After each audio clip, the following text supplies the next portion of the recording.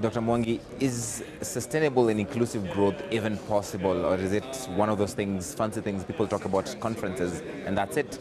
Yes, it's achievable. What has happened in Africa is that we have been able to achieve very high rates of growth. A lot of countries have been achieving between 5 and 10% rate of growth. But when you look at the results of that growth, except for the numbers that the GDP is increasing, you don't see it in terms of the people. You don't see the improvements in well-being. Most of that is going to a few people. So you end up with some people benefiting from the growth. Most of the population is not benefiting. So you get large inequalities. Because Africa has not had structural transformation.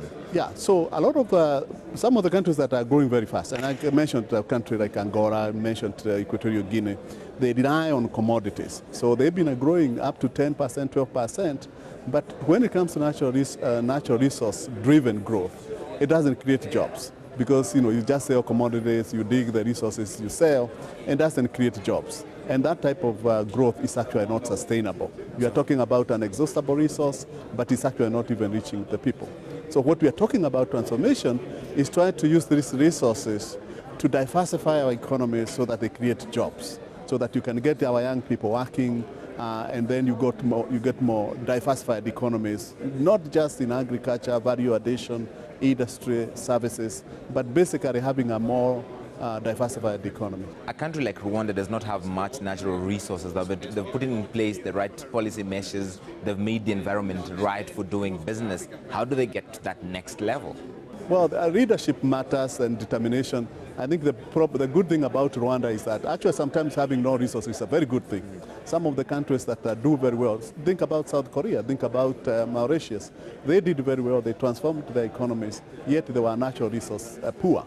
And sometimes you need that to do, and this is also a country that is landlocked. It's a small, landlocked, and natural resource poor. So what they have done is to try to attract investment, create a very good environment for business. So they are getting a lot of investment, they are diversifying their economies, and that matters. That's why Rwanda is actually a success story in as far as trying to move from, of course, a devastated economy and moving on. It's still a long way to go.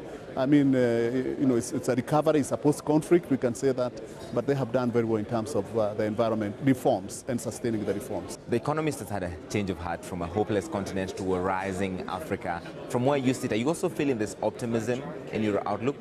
Well, yeah. Well, we know that age when we talk about the hopeless continent, then we are in the rising Africa.